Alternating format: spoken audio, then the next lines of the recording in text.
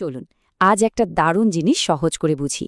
আজ আমরা খরচ রেখা বা কস্ট কার্ভের ভেতরের গল্পটা জানব। এমন একটা বিষয় যা একটা ছোট পিৎজার দোকান থেকে শুরু করে বিশাল কোনো টেক কোম্পানি সবার জন্যই কিন্তু সমান গুরুত্বপূর্ণ। তো কিভাবে এগোবো আমরা? দেখুন, প্রথমে আমরা খরচ আর উৎপাদনের মধ্যেকার সম্পর্কটা বুঝব। তারপর স্বল্পমেয়াদে খরচগুলো কি কি সেটা জানব। এরপরে প্রতিটা জিনিস বানাতে কেমন খরচ হয় সেই হিসাবে যাব। সেখান থেকে আমরা আসব সবচেয়ে জরুরি একটা ধারণায়, যার উপর ব্যবসার লাভ লোকসান নির্ভর করে। আর সবশেষে পুরো ছবিটা দেখব দীর্ঘমেয়াদী দৃষ্টিকোণ থেকে। চলুন তাহলে একদম গোড়া থেকে শুরু করা যাক, মানে যে ভিত্তিটার ওপর যে কোনো উৎপাদন খরচ দাঁড়িয়ে থাকে। খুব সহজ করে বললে এই কস্ট ফাংশনটা অনেকটা আয়নার মতো। এটা শুধু দেখায় যে একটা কোম্পানি যখন তার উৎপাদন বাড়ায় বা কমায় তখন তার খরচের উপর ঠিক কী প্রভাব পড়ে। এবার চলুন বিষয়টাকে আরেকটু গভীরে গিয়ে দেখি। স্বল্প মেয়াদে, মানে যখন খুব বেশি সময় হাতে নেই, তখন যে কোনো ব্যবসার সামনে মূলত দুই ধরনের খরচ এসে দাঁড়ায়। এই স্লাইডটা খেয়াল করলে দেখবেন পার্থক্যটা কিন্তু একদম পরিষ্কার। ফিক্সড কস্ট বা স্থির খরচ হলো এমন খরচ যা আপনাকে দিতেই হবে, আপনি উৎপাদন করুন বা না করুন, যেমন দোকানের ভাড়া বা স্থায়ী কর্মীদের বেতন। অন্যদিকে ভ্যারিয়েবল কস্ট বা পরিবর্তনশীল খরচ সরাসরি উৎপাদনের সাথে জড়িত। যত বেশি উৎপাদন তত বেশি খরচ, উৎপাদন বন্ধ তো খরচও শূন্য।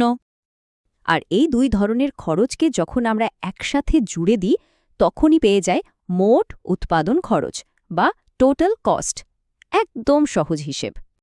এই ছবিটা দেখলেই ব্যাপারটা আরও পরিষ্কার হয়ে যাবে। দেখুন, টোটাল কস্ট কার্ভটার শেপ বা আকৃতিটা কিন্তু আসছে ভেরিয়েবল কস্ট থেকে, কিন্তু এটা শুরু হচ্ছে ফিক্সড কস্টের লেভেল থেকে। কারণ উৎপাদন শূন্য হলেও ওই ফিক্সড কস্টটা তো করতেই হবে। মোট খরচ তো জানা গেল, কিন্তু ব্যবসার আসল লাভ লোকসানের হিসেব করতে হলে আমাদের আরেকটু গভীরে যেতে হবে। মানে প্রতিটা জিনিস বানাতে কেমন খরচ পড়ছে সেটা জানতে হবে। হ্যাঁ, এটাই সেই জরুরি প্রশ্ন।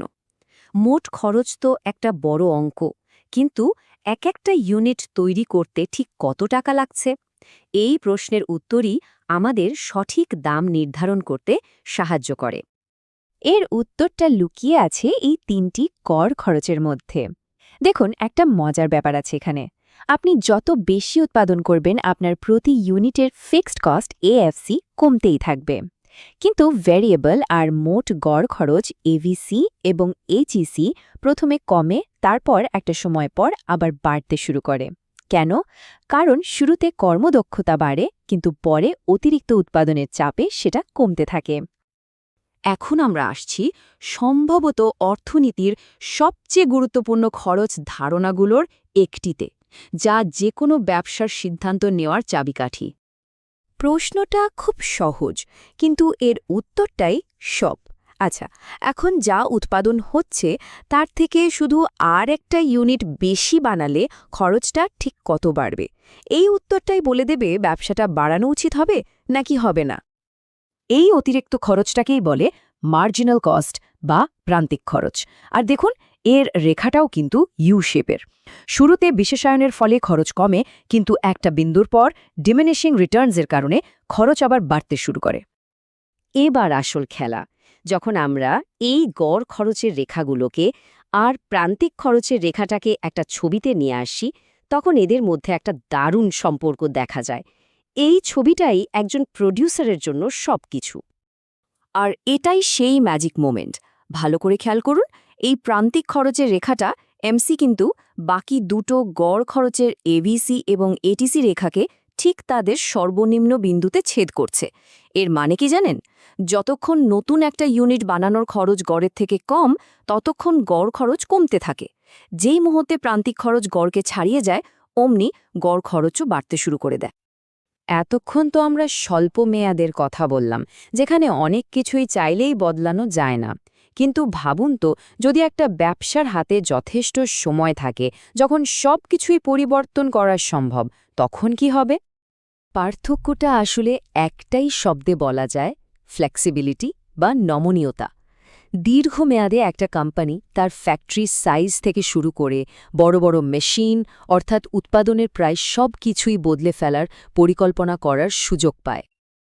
আর এই দীর্ঘমেয়াদী পরিকল্পনার জন্যই আসে লং রান অ্যাভারেজ কস্ট বা LRAC কার্ভ।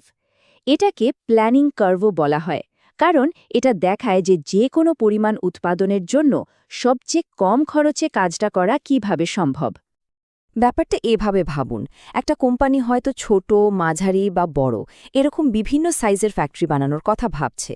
প্রত্যেকটা সাইজের ফ্যাক্টরির জন্য একটা করে স্বল্পমেয়াদী খরচ রেখা আছে, আর এই দীর্ঘমেয়াদী রেখাটা হলো একটা খামের মতো, যা এই সবকটা স্বল্পমেয়াদী রেখার ঠিক নিচের বিন্দুগুলোকে ছুঁয়ে যায়। তাহলে সব মিলিয়ে আমরা কি শিখলাম? সহজ কথায়, স্বল্প মেয়াদের সিদ্ধান্তগুলো হয় দৈনন্দিন কার্যক্রম নিয়ে, যা নির্দিষ্ট কিছু সীমাবদ্ধতার মধ্যে নিতে হয়। প্রান্তিক খরচই বলে দেয় উৎপাদন বাড়ানো ঠিক হবে কিনা, আর দীর্ঘমেয়াদী দৃষ্টিভঙ্গিটা হল পুরোপুরি কৌশলগত, সঠিক সময়ে সঠিক উপায়ে ব্যবসাকে বড় করার পরিকল্পনা। এখানেই একটা বড় প্রশ্ন থেকে যায়, একজন ব্যবসায়ী এই রেখাগুলোকে শুধু খরচ কমানোর জন্য ব্যবহার করবেন, নাকি ব্যবসার উন্নতির জন্য কখন, কোথায় আর ঠিক কতটা বিনিয়োগ করতে হবে সেই সঠিক মুহূর্তটা খুঁজে বের করার জন্য ব্যবহার করবেন? এই সিদ্ধান্তের মধ্যেই লুকিয়ে আছে একটা সাধারণ ব্যবসা আর একটা সফল ব্যবসার মধ্যকার আসল পার্থক্য। আচ্ছা, কখনো কি মনে হয়েছে যে একটা কোম্পানি ঠিক কিসের ভিত্তিতে ঠিক করে তারা ১০০টা জিনিস বানাবে নাকি ১০০০টা? এই সিদ্ধান্তের পেছনে কিন্তু লুকিয়ে আছে অর্থনীতির খুবই গুরুত্বপূর্ণ কিছু কনসেপ্ট। চলুন আজ আমরা সেই স্বল্প মেয়াদী ব্যয় রেখা বা শর্ট রান কস্ট কার্ভগুলোর রহস্যটা একটু বোঝার চেষ্টা করি। আজকের আলোচনাটা আমরা ধাপে ধাপে এগোব। প্রথমে আমরা খরচের মূল ভিত্তিটা বুঝব, মানে স্থির আর পরিবর্তনশীল ব্যয় কী। এরপর দেখব মোট ব্যয়ের গ্রাফগুলো কেমন হয়। তারপর প্রতিটা জিনিসের গড় খরচ নিয়ে কথা বলবো। আর সবশেষে সবচেয়ে গুরুত্বপূর্ণ যে প্রান্তিক ব্যয়, সেটা বুঝে পুরো ছবিটা একসাথে দেখব। তাহলে আর দেরি কেন, শুরু করা যাক। যে কোনো ব্যবসার খরচ বুঝতে হলে সবার আগে খরচগুলোকে দুটো মূল ভাগে ভাগ করে নিতে হয়। এক ধরনের খরচ আছে যা উৎপাদনের সাথে বদলায় না, আর আরেক ধরনের খরচ আছে যা উৎপাদনের সাথে সাথে বদলাতে থাকে। এই দুটো ভিত্তি দিয়েই আমাদের আজকের আলোচনা শুরু হচ্ছে। ব্যয় ফাংশন জিনিসটা কি? ব্যাপারটা অনেকটা রান্নার রেসিপির মতো। একটা রেসিপি যেমন বলে দেয় কতটুকু উপকরণ দিয়ে কতটুকু খাবার বানানো যাবে, ঠিক তেমনি একটা ব্যয় ফাংশন বলে দেয় যে কতগুলো পণ্য তৈরি করতে ঠিক কত টাকা খরচ হবে। মানে এটা প্রোডাকশন আর খরচের মধ্যে একটা সম্পর্ক তৈরি করে দেয়। খুবই সহজ একটা ব্যাপার। শর্ট রানে খরচকে মূলত দুই ভাগে ভাগ করা যায়। একদিকে আছে ফিক্সড কস্ট বা স্থির ব্যয়, যেমন ধরুন একটা কফি শপের মাসিক ভাড়া। শপটা যদি মাসে ১ কাপ কফিও বিক্রি করে বা ১০০০ কাপ, ভাড়া কিন্তু একই থাকছে। আর অন্যদিকে আছে ভেরিয়েবল কস্ট বা পরিবর্তনশীল ব্যয়, যেমন কফির বিন, দুধ, চিনি। যত বেশি কফি বিক্রি হবে এই খরচগুলো তত বাড়তে থাকবে। তো স্থির আর পরিবর্তনশীল ব্যয়ের ধারণা তো পাওয়া গেল। এখন চলেন দেখি এগুলোকে গ্রাফে ফেললে দেখতে কেমন লাগে। আমরা শুরু করব মোট ব্যয় বা টোটাল কস্ট দিয়ে। সবচেয়ে সহজ রেখাটা দিয়ে শুরু করা যাক, টোটাল ফিক্সড কস্ট বা TFC। আবারও ভাবুন সেই ফ্যাক্টরির ভাড়ার কথা। প্রোডাকশন শূন্য হলেও যে ভাড়া, সর্বোচ্চ হলেও সেই একই ভাড়া। এটা একদমই নড়চড় করে না। এই টেবিলটা দেখলেই ব্যাপারটা পরিষ্কার হয়ে যাবে। একটা ফর্মের ভাড়া যদি ১০ টাকা হয়, তারা একটা ইউনিট না বানালেও ১০ টাকা দিতে হবে, আবার ৫টা ইউনিট বানালেও সেই ১০ টাকাই দিতে হবে। মানে প্রোডাকশন হোক বা না হোক, এই ১০ টাকা কিন্তু দিতেই হচ্ছে। আর ঠিক এই কারণেই গ্রাফে টোটাল ফিক্সড কস্টের রেখাটা সবসময় একটা সোজা অনুভূমিক লাইন হয়, উৎপাদন অক্ষের সাথে একদম সমান্তরাল একটা ফ্ল্যাট লাইন। আচ্ছা, ফিক্সড কস্টও গেল। এবার আসি টোটাল ভ্যারিয়েবল কস্ট বা TVCর দিকে। মনে রাখতে হবে এই খরচগুলো কিন্তু তখনই শুরু হয় যখন উৎপাদন শুরু হয়, যেমন কাঁচামালের খরচ বা কর্মীদের বেতন। এখানেও টেবিলটা খেয়াল করলে দেখবেন, যখন উৎপাদন শূন্য, খরচও শূন্য। কিন্তু যেই না উৎপাদন বাড়ছে, কাঁচামাল আর শ্রমের খরচও তার সাথে পাল্লা দিয়ে বাড়ছে। এই রেখার শেপটা কিন্তু বেশ মজার। এটা অনেকটা উল্টো এসের মতো দেখতে। কেন? কারণ শুরুর দিকে যখন উৎপাদন বাড়ে তখন কর্মীরা আরও দক্ষ হয়ে ওঠে, কাজের ভাগাভাগি হয়, আর তাই খরচ বাড়ার গতিটা একটু কম থাকে। কিন্তু একটা সময়ের পর একই জায়গায় বেশি কর্মী হয়ে গেলে বা মেশিনের উপর চাপ বাড়লে খরচটা আবার খুব দ্রুত বাড়তে শুরু করে। এই কারণেই এমন একটা অদ্ভুত শেপ তৈরি হয়। সবশেষে আসছে টোটাল কস্ট বা মোট ব্যয়, আর এটা বের করাটা একদমই সোজা। এটা হলো টোটাল ফিক্সড কস্ট আর টোটাল ভ্যারিয়েবল কস্টের সাধারণ একটা যোগফল। তাহলে মূল পয়েন্টটা কি দাঁড়ালো? মোট ব্যয়ের রেখাটা দেখতে আসলে পরিবর্তনশীল ব্যয়ের রেখার মতোই, হুবহু একই শেপ, শুধু পার্থক্য হলো এটা ফিক্সড কস্টের সমান পরিমাণ ওপর থেকে শুরু হয়, কারণ প্রোডাকশন শূন্য হলেও ওই যে ফ্যাক্টরির ভাড়া ওটা তো গুনতেই হবে। টোটাল কস্ট জানাটা অবশ্যই কাজের, কিন্তু বেশিরভাগ ব্যবসা আসলে অন্য একটা প্রশ্ন নিয়ে বেশি মাথা ঘামায়। আমার প্রত্যেকটা জিনিস বানাতে গড়ে কত খরচ হচ্ছে? এই প্রশ্নের উত্তর পেতেই আমাদের গড় বা অ্যাভারেজ কস্টের ধারণাটা বোঝা দরকার। গড় স্থির ব্যয় বা এএফসি আমাদের বলে দেয় যে প্রত্যেকটা আলাদা আলাদা ইউনিটের পিছনে আমার ফিক্সড কস্টে ঠিক কতটুকু অংশ পড়ছে। এটা আমরা টোটাল ফিক্সড কস্টকে মোট উৎপাদনের পরিমাণ দিয়ে ভাগ করে বের করি। এই ব্যাপারটাকে বলে স্প্রেডিং দ্য ওভারহেড। ধরেন একটা পিৎজার দাম ১০০ টাকা। যদি ১০ জন বন্ধু মিলে খান তাহলে জনপ্রতি পড়বে ১০ টাকা, কিন্তু যদি ২০ জন মিলে খান তাহলে জনপ্রতি খরচ কমে গিয়ে হবে মাত্র ৫ টাকা। এখানেও ব্যাপারটা একই, যত বেশি উৎপাদন হবে প্রতিটা ইউনিটের উপর ফিক্সড কস্টের ভাগটাও তত কমতে থাকবে। এরপর আসা যাক অ্যাভারেজ ভেরিয়েবল কস্ট বা এভিসিতে। এটা আমাদের বলে যে গড়ে একটা জিনিস বানাতে কাঁচামাল বা শ্রমের মতো পরিবর্তনশীল খরচগুলো কত হচ্ছে। আর সব মিলিয়ে অ্যাভারেজ টোটাল কস্ট বা এটিসি হল প্রতি ইউনিটের মোট খরচ। সহজ কথায় এটা হলো অ্যাভারেজ ফিক্সড কস্ট আর অ্যাভারেজ ভেরিয়েবল কস্টের যোগফল। এতক্ষণ আমরা যা যা দেখলাম সবকিছুই খুব গুরুত্বপূর্ণ, কিন্তু এখন যে কস্ট কার্ভটা নিয়ে কথা বলবো সেটাই হয়তো ব্যবসার সিদ্ধান্ত নেওয়ার জন্য সবচেয়ে জরুরি, আর সেটা হলো মার্জিনাল কস্ট বা প্রান্তিক ব্যয়। মার্জিনাল কস্ট খুব স্পেসিফিক একটা প্রশ্নের উত্তর দেয়। আমি যদি এখন আরও একটা মাত্র ইউনিট বানাই তাহলে আমার মোট খরচ ঠিক কতটুকু বাড়বে? এটা কিন্তু গড় খরচ না, এটা হলো শুধু ওই একটা বাড়তি ইউনিট বানানোর খরচ। এই যে এমসি কার্ভের ইউ শেপ, এটা আসলে একটা গল্প বলে। গল্পের শুরুতে যখন নতুন কর্মী আসে আর সবাই নিজেদের কাজে দক্ষ হতে থাকে তখন প্রতিটা বাড়তি ইউনিট বানানোর খরচ কমতে থাকে, কিন্তু গল্পের শেষে যখন একই মেশিনে অনেক বেশি চাপ পড়ে তখন প্রতিটা নতুন ইউনিট বানানোর খরচ উল্টো বাড়তে শুরু করে, আর একেই বলে ক্রমহ্রাসমান প্রান্তিক উৎপাদন। বেশ, আমরা প্রায় শেষের দিকে চলে এসেছি। এখন সময় হয়েছে সবগুলো পার্টকে একসাথে জোড়া লাগানোর। আমরা এখন আমাদের সবগুলো গড় খরচের রেখা আর প্রান্তিক খরচের রেখাটাকে একটা গ্রাফে বসাবো, আর তখনই আমরা অর্থনীতির সবচেয়ে দরকারি ছবিগুলোর একটা দেখতে পাব। এই একটা গ্রাফেই কিন্তু পুরো ব্যাপারটা ধরা আছে। খেয়াল করে দেখুন, মার্জিনাল কস্ট বা এমসি রেখাটা একটা চুম্বকের মতো কাজ করছে। যখন এমসি গড় খরচের নিচে থাকে তখন সে গড়কে নিচের দিকে টেনে নামায়, আবার যখন এমসি গড়ের উপরে উঠে যায় তখন সে গড়কেও উপরের দিকে টেনে তোলে। আর সবচেয়ে ইন্টারেস্টিং ব্যাপার হলো এমসি রেখাটা অ্যাভারেজ কস্টের রেখাগুলোকে ঠিক তাদের সর্বনিম্ন পয়েন্টে ছেদ করে।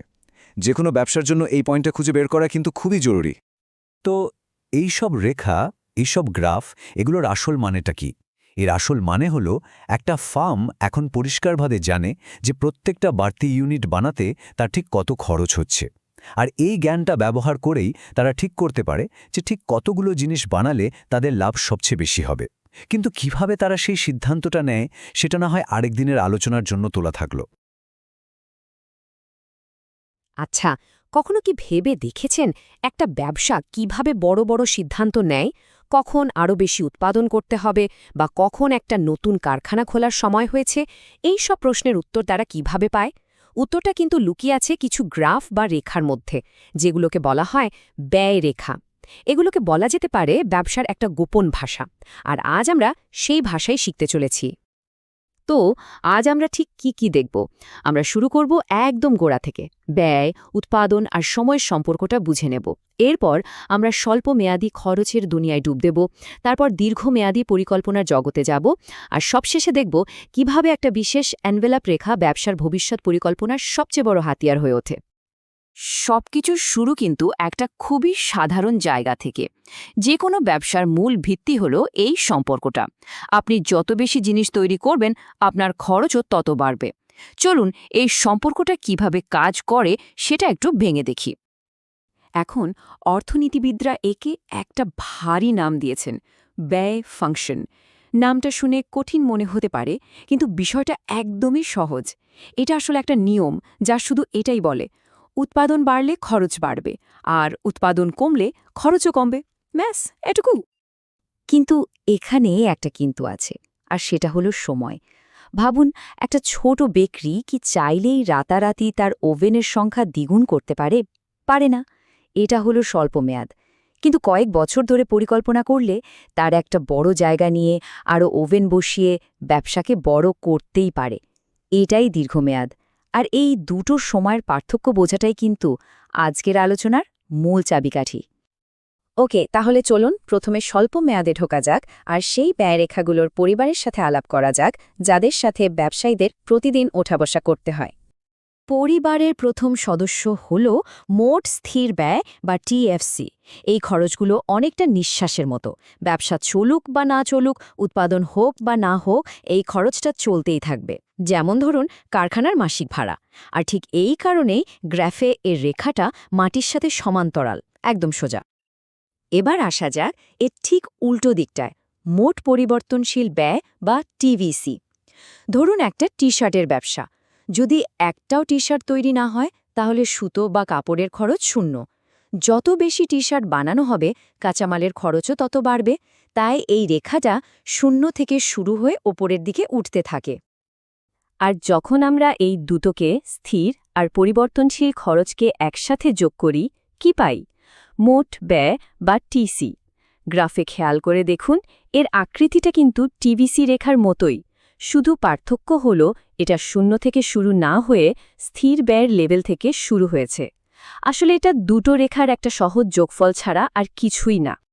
মোট খরচ তো জানা গেল, কিন্তু আসল খেলাটা হলো প্রতিটা জিনিস বানাতে ঠিক কত খরচ হচ্ছে, তাই না? এখান থেকেই প্রতি ইউনিট খরচের ধারণাটা আসে, আর এটাই আমাদের বুঝতে সাহায্য করে যে একটা পণ্যের দাম কত রাখা উচিত। এখানে দেখুন বেশ কয়েক ধরনের খরচ আছে, গড় স্থির, গড় পরিবর্তনশীল, গড় মোট ব্যয়। কিন্তু সবচেয়ে জরুরি আর আমার মতে সবচেয়ে মজার হলো এই শেষটা, প্রান্তিক ব্যয় বা মার্জিনাল কস্ট। এর মানে কি? এর মানে হলো আর একটা মাত্র জিনিস তৈরি করতে ঠিক কতটুকু অতিরিক্ত খরচ হবে। এই একটা প্রশ্নের উত্তরই কিন্তু ব্যবসার বড় বড় সিদ্ধান্তের মোড় ঘুরিয়ে দেয়। আর এখানেই কিন্তু গল্পটা জমে ওঠে। এই রেখাগুলোর আকৃতি দেখুন, বেশিরভাগই ইংরেজি ইউ অক্ষরের মতো। কিন্তু কেন? কারণটা হলো দক্ষতা। শুরুতে যখন উৎপাদন বাড়ে, তখন কর্মীরা আরও দক্ষ হয়ে ওঠে, জিনিসপত্র ভালোভাবে ব্যবহার হয়, তাই প্রতিটা জিনিস বানানোর খরচ কমে আসে। কিন্তু একটা সময়ের পর কারখানায় ভিড় বাড়ে, ম্যানেজ করা কঠিন হয়ে যায়, আর খরচ আবার বাড়তে শুরু করে। এই ইউ আকৃতি আসলে দক্ষতা আর অদক্ষতার একটা গল্প বলে। এই রেখাগুলোর মধ্যে একটা দারুণ সম্পর্ক আছে, যেন ওরা একসাথে নাচছে। প্রান্তিক ব্যয় বা এমসি রেখাটাকে ভাবুন ক্লাসের নতুন পরীক্ষার নম্বরের মতো। যদি আপনার নতুন পরীক্ষার নম্বর আপনার গড় নম্বরের চেয়ে কম হয়, তাহলে আপনার গড় কমে যাবে, তাই না? আর যদি নতুন নম্বরটা গড়ের চেয়ে বেশি হয়, তাহলে গড় বেড়ে যাবে। এমসি রেখাও ঠিক এভাবেই গড় ব্যয় রেখাগুলোকে নিচে টানে বা ওপরে ঠেলে তোলে। তো এতক্ষণ আমরা স্বল্প মেয়াদ নিয়ে কথা বললাম, যেখানে ব্যবসার হাত পা কিছুটা বাধা থাকে। কিন্তু কি হবে যখন সেই বাঁধনগুলো খুলে যায়? যখন একটা ব্যবসা ভবিষ্যতের জন্য বড় পরিকল্পনা করতে পারে। একবার ভাবুন তো, যদি একটা কোম্পানি তার সবকিছু বদলে ফেলার সুযোগ পায়, মানে একদম সবকিছু, কারখানার আকার, মেশিনের ধরন, এমনকি ব্যবসার অবস্থানও। এই ভাবনাটাই আমাদের স্বল্প মেয়াদী চিন্তা থেকে দীর্ঘমেয়াদী কৌশলের দুনিয়ায় নিয়ে আসে। আর এই ভাবনাটাই আমাদের নিয়ে আসে আজকের আলোচনার কেন্দ্রবিন্দুতে, দীর্ঘমেয়াদী গড় ব্যয় রেখা, যার একটা বেশ মজার ডাকনামও আছে। ব্যাপারটা এভাবে ভাবা যাক, একজন উদ্যোক্তার সামনে 3টে কারখানার নকশা রাখা আছে, একটা ছোট, একটা মাঝারি আর একটা বেশ বড়। প্রত্যেকটা নকশার নিজস্ব খরচ আর সুবিধার একটা ইউ আকৃতি রেখা আছে।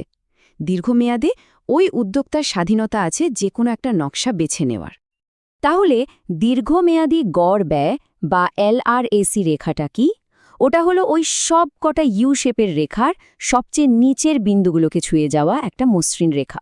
সহজ কথায় এটা দেখায় যে কোনো পরিমাণে উৎপাদন করার জন্য সবচেয়ে কম খরচ কোনটা হতে পারে যদি ঠিকঠাক আকারের কারখানা বেছে নেওয়া যায়। আর ঠিক এই কারণে এর আরেকটা নাম হলো এনভেলপ রেখা, কারণ এটা যেন একটা খামের মতো যার ভেতরে স্বল্পমেয়াদী সমস্ত সম্ভাবনা ভরা আছে। এটি সবগুলো ছোট ছোট রেখাকে নিজের ভেতরে জড়িয়ে ধরে একটা বড় চওড়া ইউ আকৃতি তৈরি করে। কিন্তু এটা তো শুধু অর্থনীতির বইয়ের একটা ছবি নয়, তাই না? একদমই না। বাস্তবে এটা ব্যবসার জন্য একটা দারুণ শক্তিশালী স্ট্র্যাটেজিক টুল। চলুন দেখি কিভাবে। এই একটা রেখা একটা কোম্পানির সিইওকে কয়েকটা খুব জরুরি প্রশ্নের উত্তর দেয়, যেমন আমাদের কি আরও বড় হওয়া উচিত, আমরা কি বেশি বড় হয়ে গেছি যার ফলে খরচ বাড়ছে, নাকি আমাদের এখনকার সাইজটাই সেরা। রেখাটা যখন নিচের দিকে নামছে তার মানে বড় হলে লাভ, আর যখন উপরের দিকে উঠছে তার মানে বেশি বড় হওয়াটা এখন বোঝা হয়ে দাঁড়াচ্ছে। আর এই আলোচনাটা আমাদের শেষ একটা ভাবনার দিকে ঠেলে দেয়।